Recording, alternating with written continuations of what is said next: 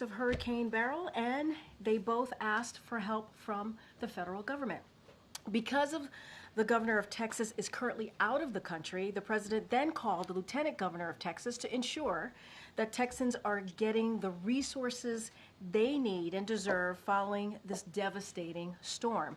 On the call, the president raised the need for a major disaster declaration and immediately approved it while on the call when the lieutenant governor requested it. With this major disaster declaration in place, we will be able to provide life-saving and life-sustaining activities. The president and his team have been working around the clock for the past 2 days to ensure Texas has the resources and tools needed to respond to Beryl and keep Americans safe. Officials from the U.S. Coast Guard and FEMA have been on the ground, and senior White House officials have been in constant contact with their counterparts.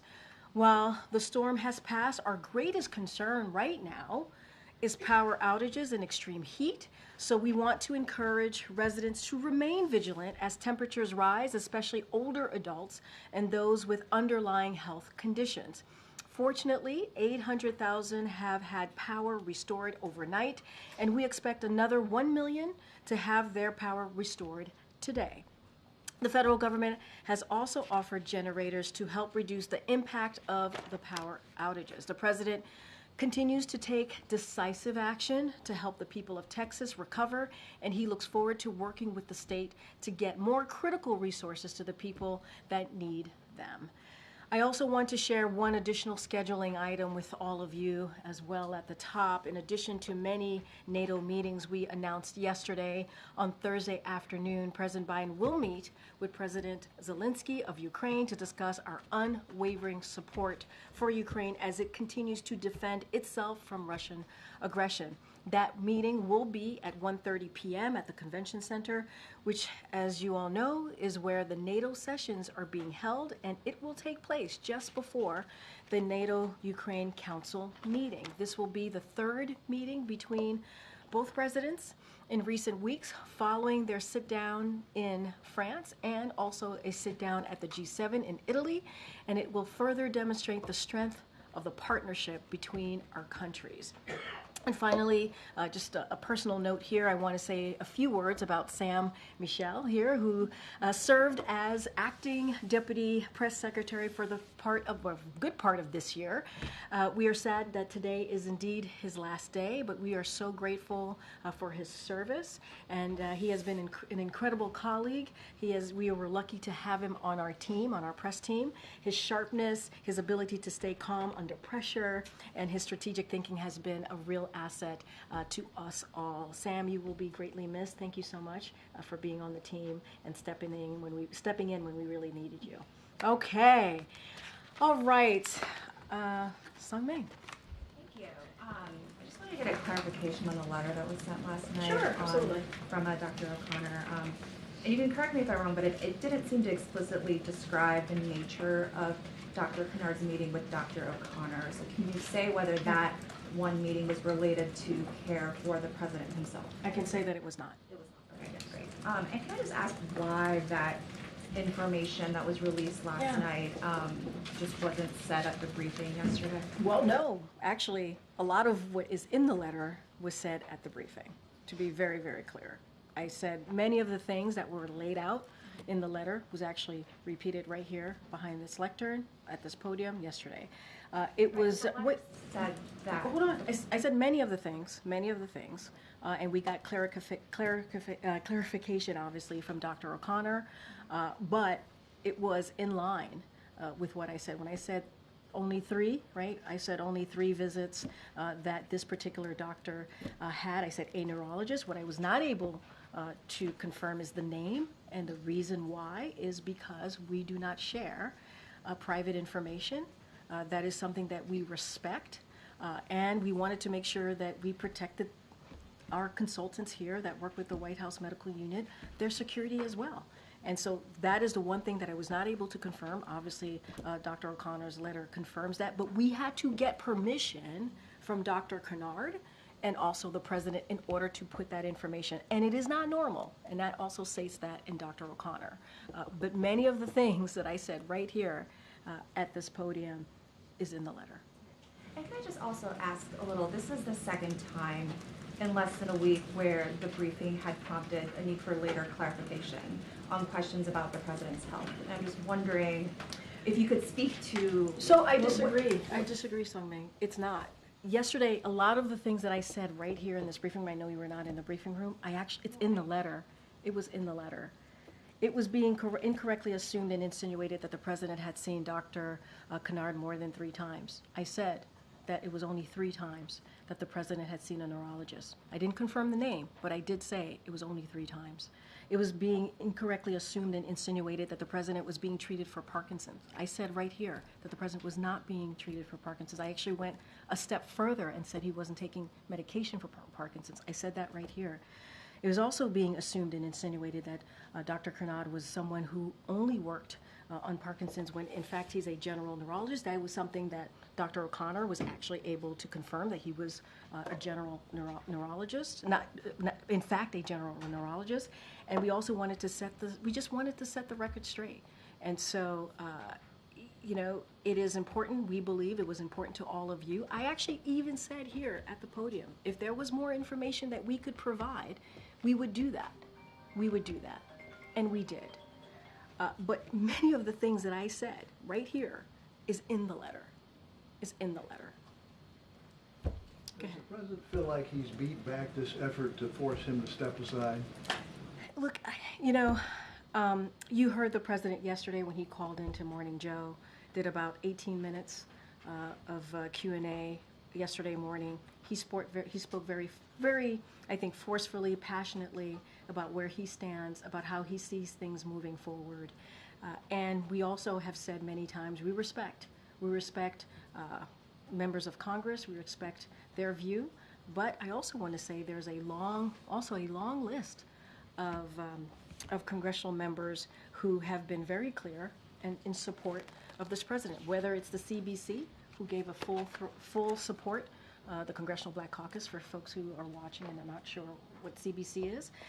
They were very much supportive. They said, we think that, this is Representative Joyce Beatty, to be clear, we think that the call went extremely well. The president was very responsive. Representative Troy Carter, who's also a member of the CBC, he was elated to hear directly from the president and that he is all in, and we are all in with him. You got a Congressional Hispanic Caucus. They put out a statement in full support of this president, and there are others. And so, look, he is going to focus on continuing to work on behalf of the American people, continuing to build on an unprecedented record that he's been able to get done with many of these congressional members that he's proud to have worked with. But that's his focus right now. That's his focus. Is he still talking to more people, more? He's going to members of continue Congress? to engage, as you saw him in Pennsylvania when he was when he was in the Commonwealth on the road. He had two of the senators, 2 of the congressional members with him, the House members with him. He's going to be traveling later in the week. He's going to be engaging. I mentioned yesterday his robust schedule for the next 2 weeks. When he's in state, he certainly will continue to engage. I don't have a list of additional calls to read out, but he did CBC last night, Congressional Black Caucus, and he's going to continue and engage as he has been. Go ahead, Mary. To follow on that, the president has made clear he's done talking about the debate. It is time to move on. Yeah. But some of his allies have made clear they're very much still in this wait and see mode. I mean, Senator Patty Murray saying he must do more to demonstrate he can campaign strong enough to beat Trump. Senator Durbin saying he's concerned whether this is just a one-off or a larger issue. So I guess, you know, how worried is the president that despite his best efforts, he's not going to be able to close the book on these concerns? And Mary, I appreciate the question, but as you know, there are hundreds of members in Congress, hundreds. And I laid out a list of folks who have supported him. We've heard from Senator Coons, we've heard from Senator Fetterman. There's support there as well for him. And so we just want to make sure that we put that out there as well. The party united behind him, Absolutely, right? absolutely. And look, Representative Gregory Meeks said, coming out of the Congressional Democrats meeting, said that they're united.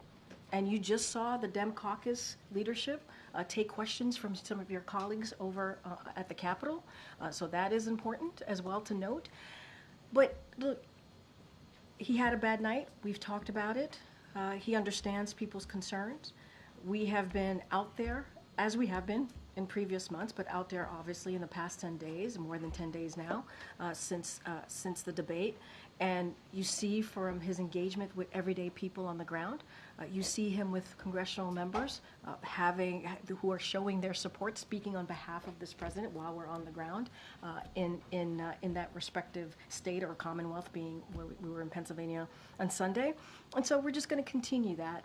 But look, what I can say is, look, we respect people's opinion. You just mentioned 2 senators that we were very proud working with over the past 3.5 years to get historic legislation done, and that's what we want to focus on. You're right, we do want to turn the page. You heard me say this last week. We want to get to the other side of this. We want to continue doing the work, and that's what the president's going to do. And just to be clear, does he have plans to talk with leadership against him?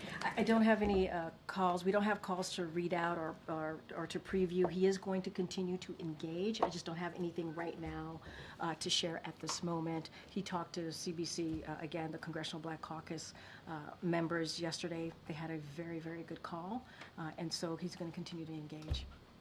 Okay. Thanks, Karine.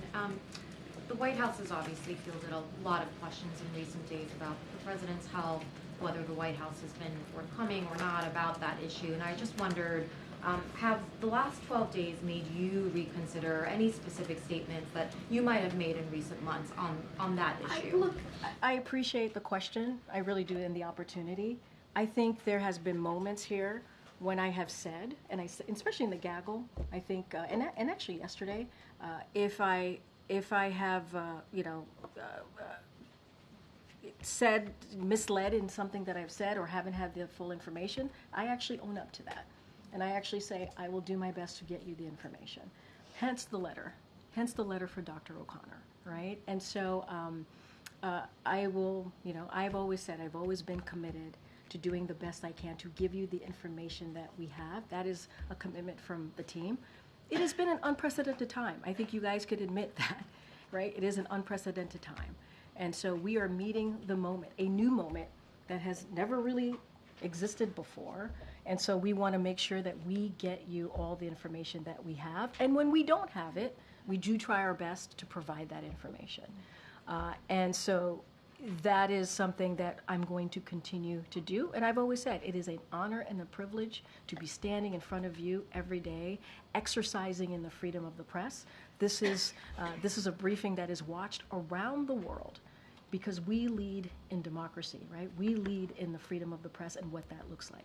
Honor and privilege, and I will continue to do my best to do just that. And we certainly understand, you speak on behalf of the president and you defend him, his actions, his positions, his policy positions included. Could I just ask you about one example, just going back, that comes to mind? September. In the past, you're talking about the last 12 days? I'm talking about recent months. No, well, you just said recently. It's been, we've been going back and forth. And so in the last 12 days or so. That's how I believe that's how you asked me the question. I was talking generally. Okay. But if I could just ask you about one example. I mean, look, if you're going to ask me about something from months ago, it probably would be fair for me to. I probably won't be able to answer that right away. Whatever it is that you're going to say to me. Come back to us. Yeah, I'm happy to do that. But it's also to say, hey, from September of whenever year, right? That is something that I probably should give a little space to kind of see exactly what you're speaking of. Okay, and that's fine if that ends up being I just want to make your sure that we response. kind of give some context here. Yeah. And you'll remember this. This was an event where the president called out Congresswoman Jackie Walorski, looked for her in the room even though she had recently died. You told multiple reporters at the time, and this was asked in multiple different ways. She was top of mind. Right. Yep. It was because she was top of mind for the president. I mean, would you, on that example, would you offer a different explanation? I would not, because honestly, I spoke to the president right before coming out that day, and that is what the president told me. It's not something that came from me. That is something that came from the president. So he was saying, even as he was looking for her in the moment, it wasn't a She was top of mind. Okay. That is coming, as you just said in your question. I speak for the president. I speak on behalf of him. That was coming from him, and I was delivering directly from the president what he was thinking at the time. Great. A very different kind of example, and this is more recent. Oh, sure. when the president was in Italy for the G7, and you remember he skipped one of the leaders' dinner, which was a major event for the summit. And I remember you were asked about it by reporters, and you said, you know, we shouldn't read too much into the fact that he's skipping one dinner. I mean, would the explanation actually have been that he was tired and that he needed to skip something that was happening so late in the evening? And my answer stays the same. I wouldn't read too much into it. It's not the first time that he has. He has a really busy schedule, and there's a lot going on. As you know, when the president is abroad, he has continued to do domestic stuff as well as meeting with global leaders. And so I truly would not read too much into it, and I will leave it there. Okay, I have a very final question on the annual Sure. letter from Dr. O'Connor. He said that the president continues to be fit for duty and fully executes all of his responsibilities without any exemptions or accommodations. Just because it's been a couple of months, do you know if that statement is still accurate? It's still accurate. So no exemptions, no accommodations? No exemptions, no accommodations. Thank It's you. accurate. Thank you. Go ahead. Karine, there was an announcement from the Department of Justice today about a crackdown effort to interrupt a Russian state-sponsored bot operation, AI-fueled operation, to denigrate politicians in the United States and elsewhere. Do you have any concerns right now that this is the leading edge of any part of a Russian effort to interfere in the election? Has the president been briefed on this? And have you seen any evidence that the Russians or other foreign powers have tried to seize on the debate performance to repeat some of the president's most embarrassing moments? So that's a very good question. I would have to talk to our team about those particular questions that you just asked. There were multiple questions in your statement there. I would leave it to the Department of Justice as what they announced. Obviously, that's for them to speak to. Look, AI has always been a concern. That's why the president made some announcements recently, to take executive action on how we can deal with AI. We want to see more action, more fulsome action legislatively from Congress. And that is something. It is a cutting edge technology that we need to get our hands on and get a better understanding of what it could potentially do, and so that is something that the president certainly is looking to make sure that we deal with this in a full whole of government way.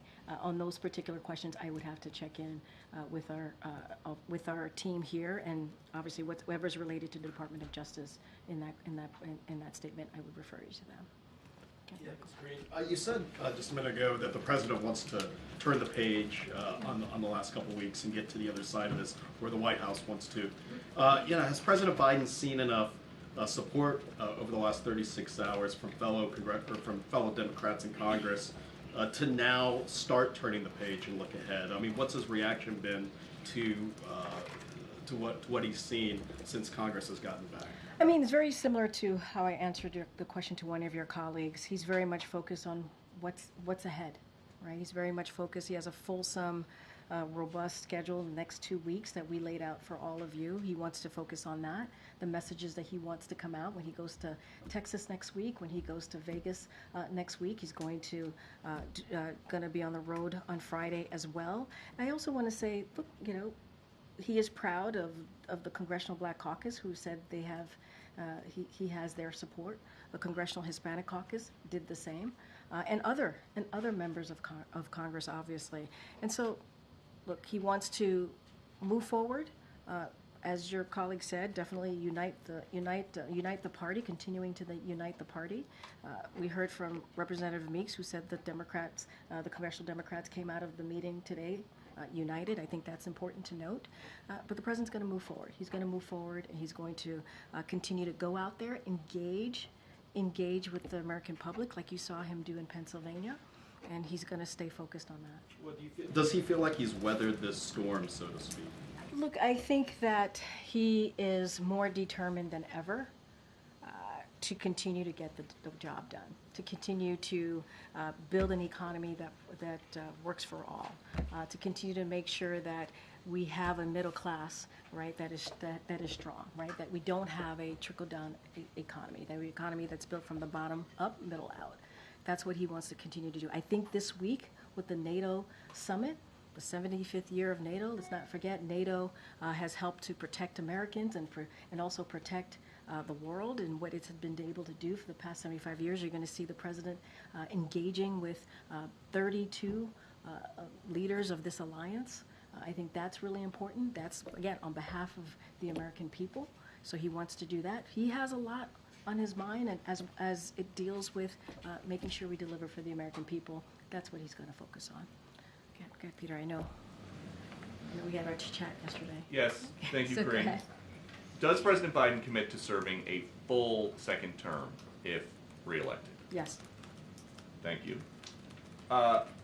We know the president says that his health is fine, but it's just his brain, and that he's sharpest before He was joking, by the way. I just want to make sure that that's out there. And people, What's the he was making a lighthearted joke as he was That he has a speaking problem off. with his brain. He's speaking off the cuff, and he was making a joke. You know the president; he likes to joke a lot. He's Okay. the same guy who says, "I know I look 40," right? So he likes That's to a make joke. jokes. It is a joke. Okay. I think people laugh when he says it. Well, he So it also is a said joke. he's sharpest before 8 p.m. So, say that the Pentagon at some point picks up an incoming nuke. It's 11 p.m. Who do you call? The First Lady?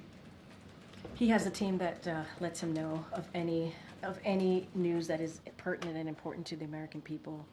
He has someone that is decided, obviously, with his National Security Council on who gets to tell him that news. So, Kevin McCarthy just said that when he was the speaker, many times when we had meetings in the Oval Office, Jill was there as well. When the First Lady's in these meetings, is she making decisions or is she just No. advising the president? No, the president is the president of the United States. He makes decisions. Okay.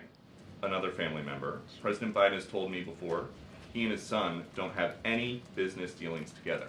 So what is Hunter Biden doing in White House meetings? Are you talking about the meeting where they came together from Camp David and the two of them walked to the president's meeting and he was there? There's a report that aides were struck by his presence during their discussions. Look, I'm certainly not going to get into private conversations that occur. What I can say is, and I spoke to this before, is that when they came back from Camp David, the president spent a couple days at Camp David with his family. He is very close to his family, as you know. It was the week of 4th of July, which is why his family members were here last week. They walked together, and they walked together into the meeting. Can you say if Hunter Biden has access to classified information? No. And are you guys just not, since February, testing President Biden for Parkinson's or for dementia? Because if he gets a bad result, it's all over that day. Again, as I've said many times before, the president has had a fulsome, comprehensive, what we shared with you was comprehensive, but he's had a full physical. We've shown the results of those physicals this past 3 years. We showed it just 4 months ago. And it is in line with what we have done, similar to President Obama, similar to George W. Bush. We are committed to continue to be transparent. We are committed to continue to show the results of those physicals. And look, it's the president's medical team that makes the decision. We are not, with all due respect, you're not a doctor, I'm not a doctor. It is the president's medical unit that makes a decision on what the president needs. Not a doctor, just No. play one on TV. But I know That's that scary. that is scary. But I know that, especially as adults get into their 80s, health conditions can pop up more than just once a year when he's getting his physical. I think if my wife saw me on TV misspeaking or saying the wrong thing or seeing a change in my appearance, she would probably say, let's go to a doctor just to make sure that you are okay, you have a family, you have an important job. Why doesn't anybody in the president's family urge him just to go to get checked out to say the coast is clear? Okay, so just to step back just a little bit, because I think you weren't in the briefing room last week. I don't want to go backwards, but just to share a little bit about that night. The president said it was a bad night. He talked about it. He had a cold, right? He talked about his schedule, right, being abroad. And so we've spoke about what that night was like for him. And we understand what the American people saw, what you all saw. We've spoken to that. And I also would say, and I think you know this, Peter, you've covered a couple of administrations at this point, that the president, every president, has a White House medical unit that is with him 24/7, that is available to him 24/7. That is unlike any other American, right? That is not the norm. That is uncommon. Just down on the other side of the colonnade is where the medical unit is. And I did share that the president checks in while he's exercising with his doctor a couple times a week. And so he has that. He has something that majority of Americans, all Americans I would probably argue, don't have, which is a full medical unit that is with him at all times. And he gets a full physical, annual physical that we share with all of you. And that is very different than an everyday American who sometimes they're lucky if they can go get a physical. They have to get into a car. They have to take public transportation. The president has, again, a medical unit that's with him here at the White House and travels with him. So I guess the question is just, you're saying this is not a situation where you would rather just not know if there is an issue with the president, because if he does get a bad result, it is all over. He has to leave office right away, can't run for re-election. First of all, it's a hypothetical, right? That you're giving me a hypothetical. But I will also say, just to clear this up, the White House medical unit, his doctor, they don't believe that he needs anything more than what we have been able to provide, a full, detailed, very comprehensive physical that he had 4 months ago. It is their decision to make. It's not yours. It's not mine. It's the White House medical unit. Okay. Hi, Karine. You mentioned that the Democratic Party was united, perhaps the leadership, but a lot of rank-and-file Democrats have a lot of concerns. One of them, Steve Cohen, said today, not only are they not on the same page, but they're not even in the same book. Is the White House concerned about that? Look, I've said before, right, we respect congressional members. They have their opinions. We respect their opinions. Many of them that we had opportunities to deliver really good results on behalf of the American people. But there is the whole Congressional Black Caucus. They support the president. The Congressional Hispanic Caucus support the president. Those are pretty impressive numbers. Senator Coons, Senator Fetterman support the president. There's also another list here that shows support for this president. You're going to have some congressional members who feel differently. That is up to them, right? The president wants to continue. He's going to have those conversations. He's going to engage with congressional members. He's going to continue to do that as he has.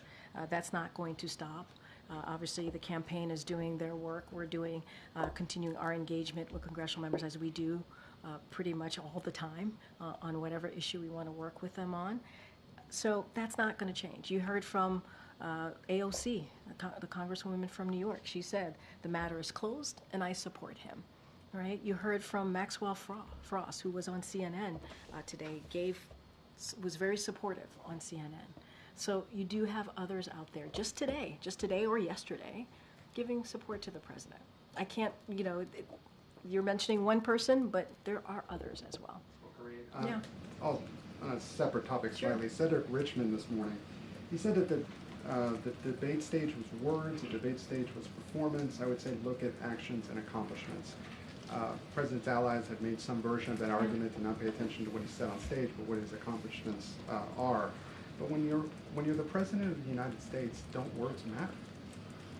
So, when you're the president of the United States, I think any leader, right, especially including a former president, your words do matter. You're 100% correct. The president has owned up to that night. He said it was a bad night. He said this many times. He's even said he screwed up. So those are the president's words. That's all I can give you at this time. We do believe that we should not just look at the 90 minutes, the president has done more than any other modern day presidents, administrations. Historic things have gotten done. When I was watching the Democratic caucus, they talked about $35 insulin, right? Capping that. When you think about seniors who were paying hundreds and hundreds of dollars, we were able to get that done because of a very important piece of legislation that we moved through, right? And only Democrats made that happen. That's also because of the leadership of this president. And that's just one. That's a bipartisan infrastructure legislation. There's the CHIPS and Science Act. There's the PACT Act for our veterans. I mean, there are things that he's been able to do that elected officials, presidents before him have been trying to do and could not get done, beating Big Pharma. So there is a long list of impressive things that this president has been able to get done, getting us out of the pandemic, that we do believe is important to note here as well as an accomplishment of this presidency. Another question that I don't think has been asked, correct me if it has. The White House and also the campaign has said that he had a cold that night. He then went to a watch party afterwards, which you have brought up. I was at that watch party. If he did have a cold, why then push him to another event where he spent some 45 minutes along the rope line? I mean, and not just and I would add to that, it wasn't just a watch party. We landed at 2 a.m. in the morning in North Carolina. He greeted hundreds of North Carolinians in North Carolina. He woke up the next day in North Carolina, gave a speech in front of thousands of North Carolinians. No. I'm just trying to you gave me an opportunity, and I'm just using that opportunity, obviously, to lay out what the president did in those 2.5 days. Look, one of the reasons that we shared that he had a cold is because during the debate in real time, everybody heard his hoarse voice, and folks asked, and we were able to confirm right away that he had a cold, and that he was also tested negative for COVID. So we were able to share that in real time. So just also want to share that. Look, he pushed forward, right? Many of us have colds, and we still push forward. He's the president of the United States. He understands how important it is to continue to get up every morning, regardless of how you feel, right, to get things done. That's how this president is. I'm sure that's how many presidents before him were as well, when it comes to really not letting a cold get you down. And I think that's also why he pushed forward in the debate also on that night. So, look, he pushed forward, tried to get things done, wanted to make sure that he had an opportunity. People who watched him do a debate, who were waiting for him, people at 2 o'clock in the morning in North Carolina who were waiting for him, he wanted to make sure that he engaged with Americans. And finally, Karine, this morning House Speaker Mike Johnson said, as he has before, that Democrats have been covering up the president's mental acuity for years. How do you respond to that, and has the White House misled Americans? So I'll say this.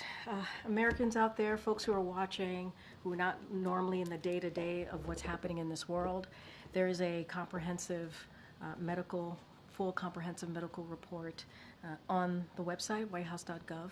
I would encourage them to take a look, Read that report, and they can also read for themselves what his specialist, a group of specialists coming out of the medical unit decided on, what they examined, what they saw, what they reported on. I think that matters as well. It is a group of them that come together when it comes to doing their physical. It is extensive physical. And so there is something there for them. It's transparent, it's out there, it's for them to read, it's for the American, not just for you, for the American people to take a look. And I think that's important to note as well, and that's what I would share with them. Okay, and I'll come to you, Ed, in a second. Go ahead. Thanks, Karine. The president said yesterday in his letter, in his interview, that he talked to a wide range of voters. He overwhelmingly heard from people that they wanted him to stay in the race. Our polling shows that 76% of Democrats think he is too old to run this year. How is he coming to this conclusion? Are you sure that a handful of events is giving him a representative view of swing state voters? So look, that has been, you all have asked me about polling and his age for, I feel like, a year now. It's come up many, many times.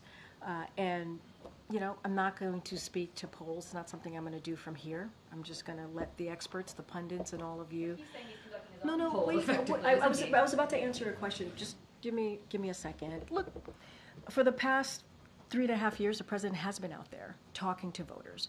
And if you think about, what he was referring to when he went to Atlanta right after the watch party, he literally did a rope line.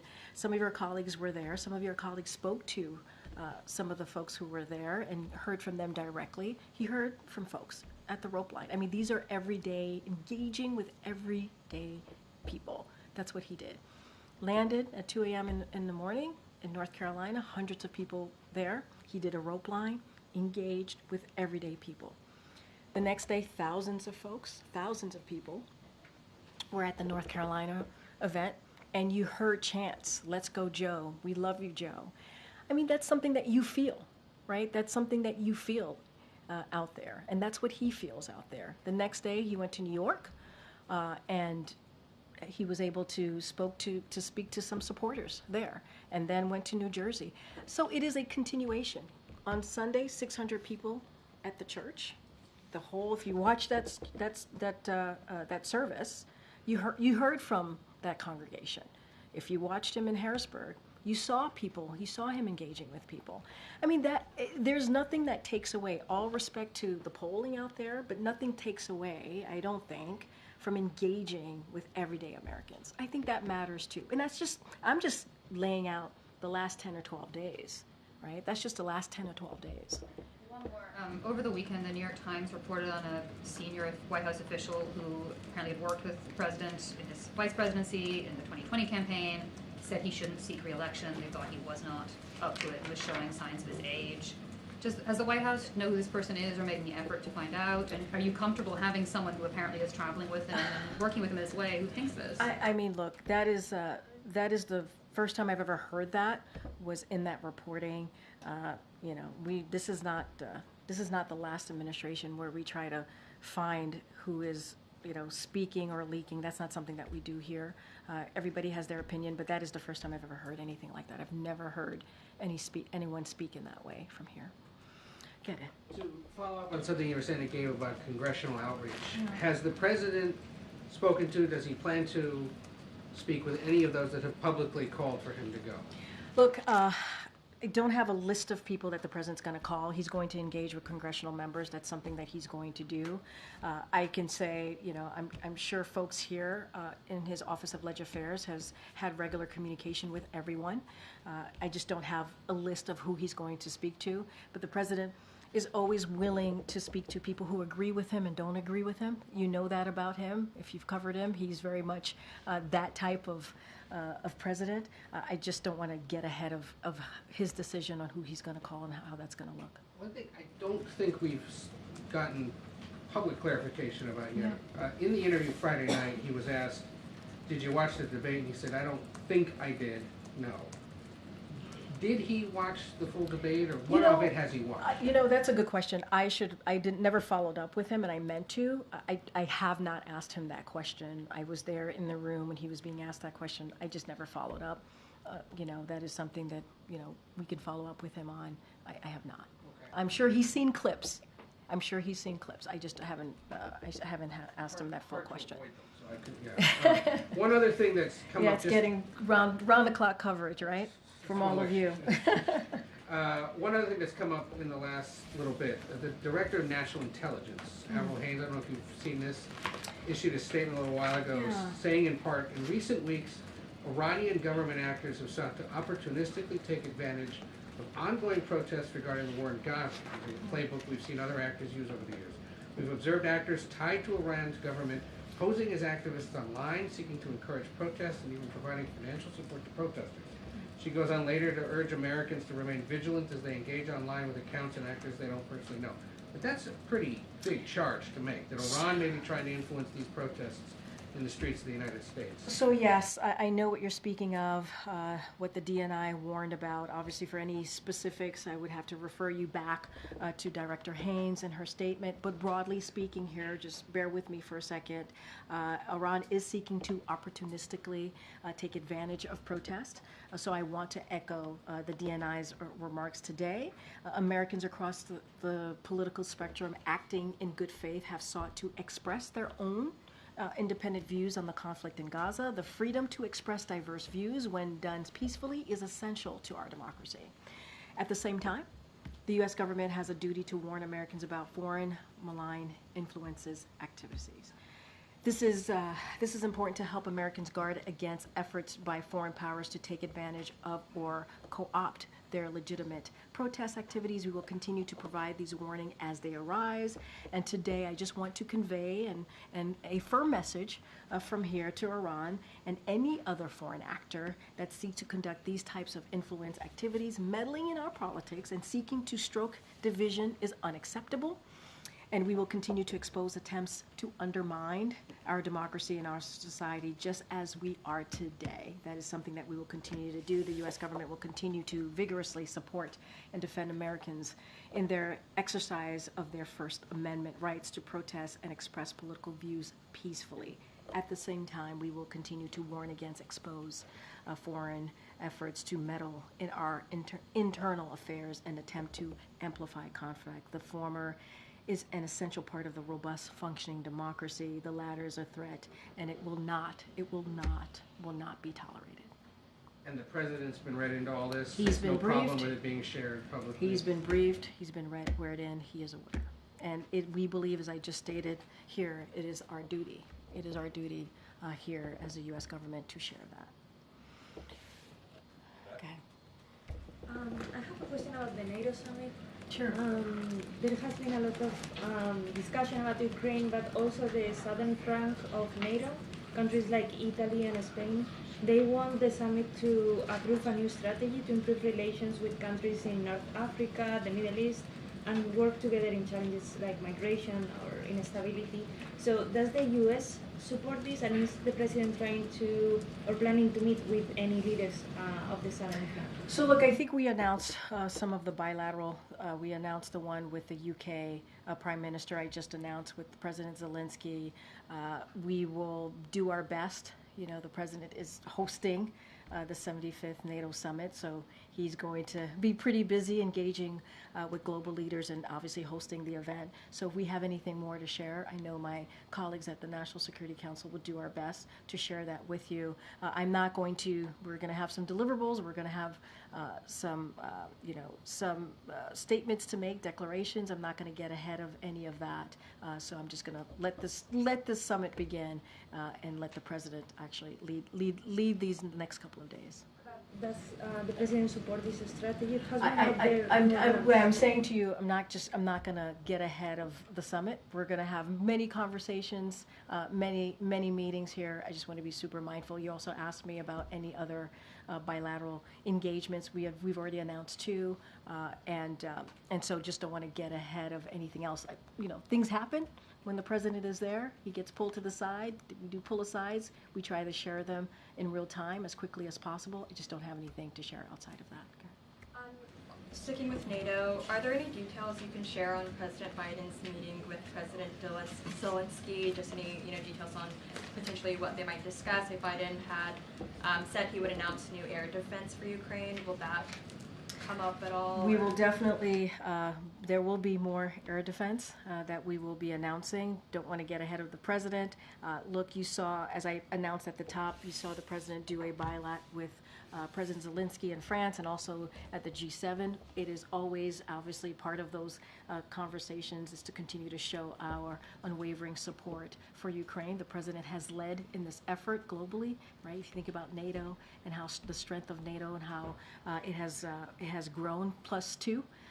And how we have been able to have a stronger alliance than we've ever had before. That's because of this president. And backing, obviously, behind Ukraine, that's because of this president. So our support continues to be unwavering, and we will have more to read out from that bilat. And as it's the 75th anniversary, it's here in D.C., obviously, but what does the success look like for Biden, given everything that is going on in kind of the debate aftermath? Kind of what is he measuring? So I'll say this, and I've said this many times before as it relates to foreign leaders. And look, I'll say that the foreign leaders have had an opportunity to see what the president has been able to do in the last 3.5 years. They've seen that certainly up close and personal. the last 3 years, and they know that they are dealing with a president who has been effective and has been able to get things done. I just talked about NATO and the president's leadership and how we've been able to strengthen NATO, make sure that we invigorated the NATO alliance, and that we've been able to see in the last 3.5 years. So the president wants to continue to strengthen that partnership and strengthen those alliances. Obviously, it's not going to just be NATO allies here. We're going to see others. For example, Japan will be here on Thursdays, and other heads of states. I believe there's going to be 38 heads of states that'll be here, and so we want to continue to strengthen those relationships, and that's what the president wants to see. It is an important year, the 75th anniversary, and I think all of the work that the president has been able to do will be on full display. Just one last question. If the president's health were to decline rapidly next week, just kind of out of the blue, have you had any conversations with him, or has he made any comments on if absolutely he would not. step aside? That's a hypothetical. No. Okay. Karine, stay on the NATO Summit.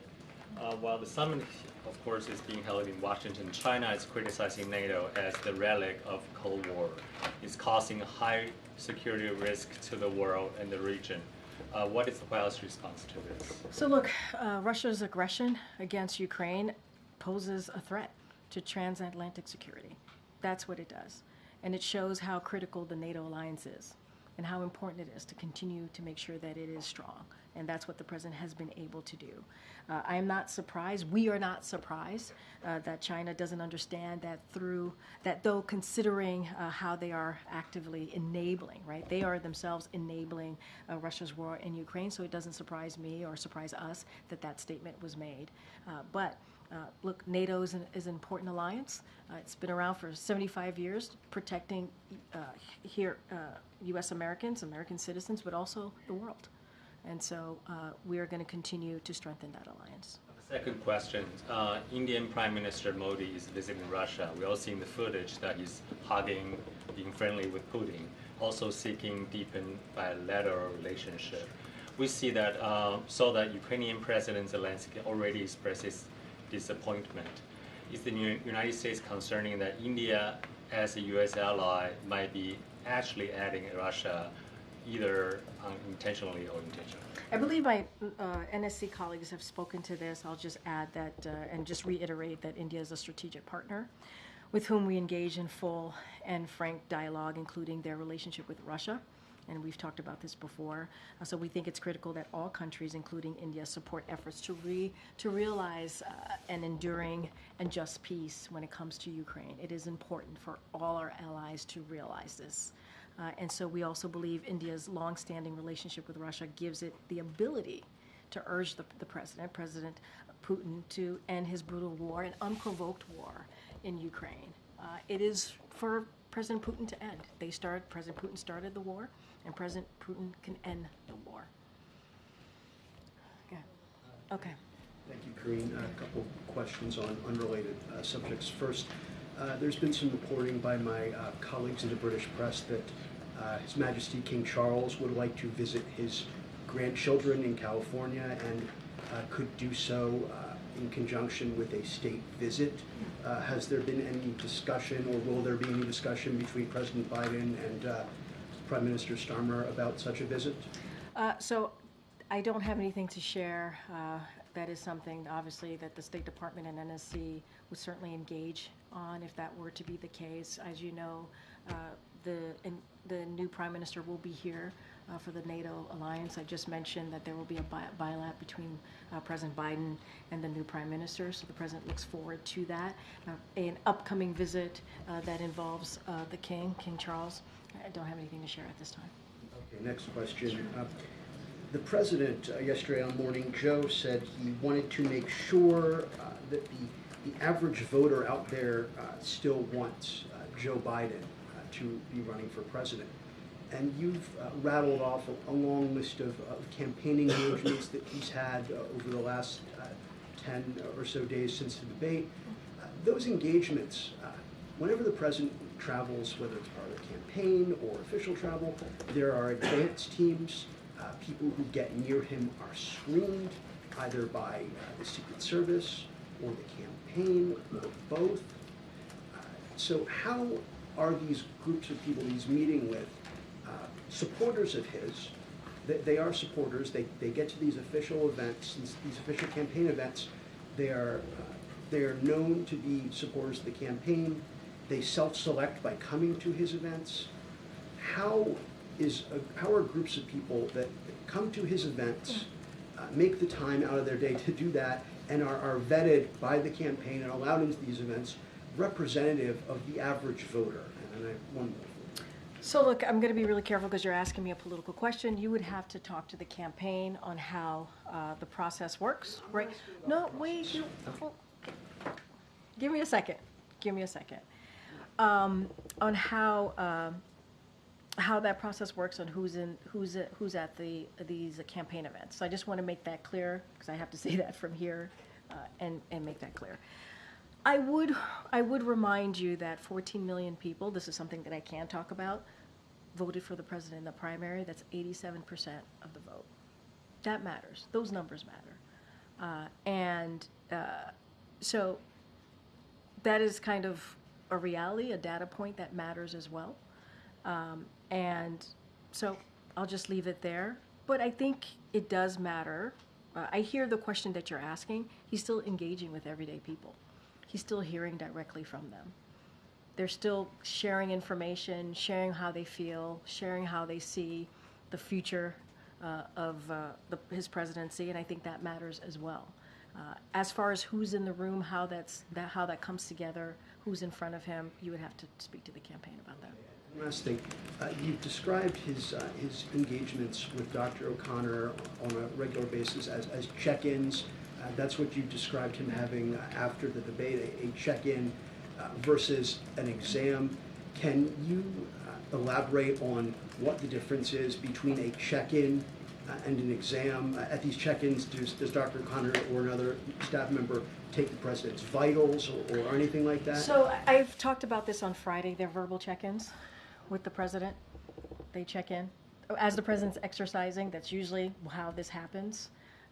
And they're not a medical exam. I've said this already. I've cleared that up.